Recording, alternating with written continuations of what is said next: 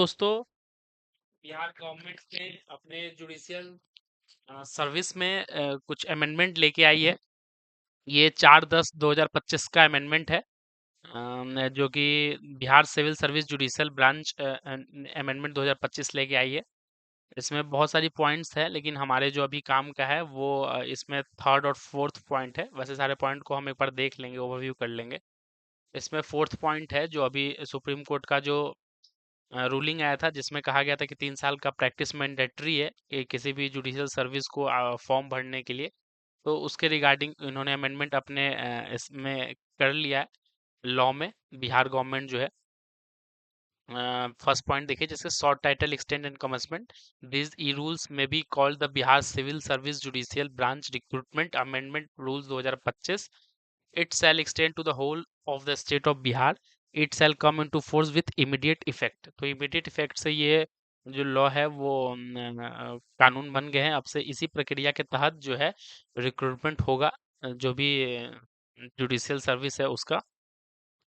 इसमें हमारे लिए जो फोर्थ पॉइंट है वो है addition of the earlier repealed rule 6C after the rule 6B of the Bihar Civil Service Judicial Branch Recruitment Rule 1955 as amended from time to time. Earlier repealed rule 6C shall be added as under 6C में add जो किया गया है amendment के बाद, वो इसमें points को हम पढ़ते हैं। Be a practitioner at bar of at least 3 year, मतलब कि एज ए प्रैक्टिशनर बार में हमें कम से कम 3 साल का एक्सपीरियंस चाहिए। Be a practitioner at bar of at least 3 year on the date of the advertisement, जो फॉर्म का नोटिफिकेशन आया, एडवर्टाइजमेंट आया है, उस एडवर्टाइजमेंट से पहले आपके 3 साल होने चाहिए। The number of years of practice shall be calculated from the date of their provisional enrollment or registration with the concerned state bar council। वो जो आपका डेट काउंट होगा वो आपके प्रोविजनल एनरोलमेंट से, जो प्रोविजनल रजिस्ट्रेशन जो हम करवाते हैं बार काउंसिल में, किसी भी बार काउंसिल में, कंसर्न बार काउंसिल में, वहां से डेट काउंट होगा आपका।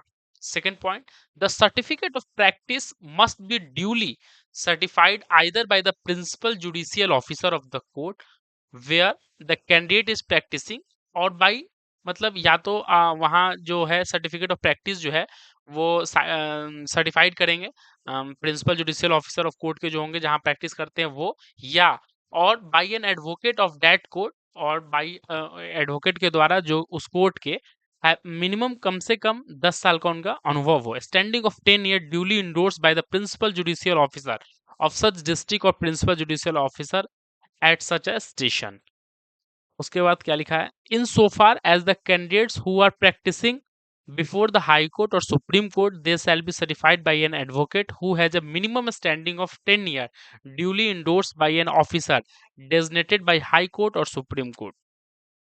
Then after experience as law clerks, a clerk with any of the judge or judicial service in the country shall also be considered while calculating their total number of year of practice। तो जो law clerks है, जो law clerk है उनका भी experience count होगा इसमें। With any of the जज और judicial officer in the country cell, और कोई भी जज और judicial officer in the country cell also be consider while calculating the total number of year of practice. ये पॉइंट है। उसके बाद substituting of rule 25A of Bihar civil service judicial branch recruitment rules 1955 as amended from time to time. Rule 25A में amend करने के बाद ये point आ गया है, it shall be essential for the newly appointed judicial officer to undergo a training for a minimum period of 1 year before presiding in a court। तो court जाने से पहले उनका ट्रेनिंग जो होगा वो कम से कम 1 साल का होगा। However, the period of training may be extended of 2 year after consultation with the high court। और कंसल्टेशन, हाई कोर्ट के कंसल्टेशन के बाद वो एक्सटेंड भी किया जा सकता है 2 साल तक के लिए। तो ये जो मेनली जो अमेंड किया गया है जुडिशियल ब्रांच, जो बिहार सिविल सर्विस है, रिक्रूटमेंट जो जुडिशरी का करता है उसके अकॉर्डिंग। तो फोर्थ पॉइंट हमारे लिए है, एज अ प्रैक्टिशनर कम से कम 3 साल हमें होना चाहिए इस फॉर्म को फिल करने के लिए। एडवर्टाइजमेंट से पहले पहले ये पूरा होना चाहिए। और दूसरा जो है वो ये तो जो फिफ्थ पॉइंट कहा गया वो तो ट्रेनिंग पीरियड का बात कहा गया कि कम से कम मिनिमम ट्रेनिंग पीरियड जो है 1 ईयर का होना चाहिए, और ये एक्सटेंड होगा 2 साल तक का। ये पॉइंट्स कही गई है। उसके बाद ये सब जो एज ए जज हैं उन लोगों के लिए है ये। बाद बाकी पॉइंट्स जो कि जैसे सेकंड पॉइंट है, एक बार देख लेते हैं। ये मेनली जजेस के लिए, जो जजेस अभी हैं उनके लिए, जैसे कि substituting of Rule 2B of the Bihar Civil Service Judicial Branch Recruitment Rules 1955 is amended from time to time. Rule 2B of the said rule shall be substituted as follows. Recruitment to the post of civil judge senior division shall be made by the High Court from among the civil judge junior division confirmed under Rule 24 or appointment under Rule 26 as far as possible on early basis in the following manner. First, 90% of the posts shall be filled by promotion from amongst the civil judge junior division on the basis of seniority cum merit, subject to the suitability parameters contained in Appendix A.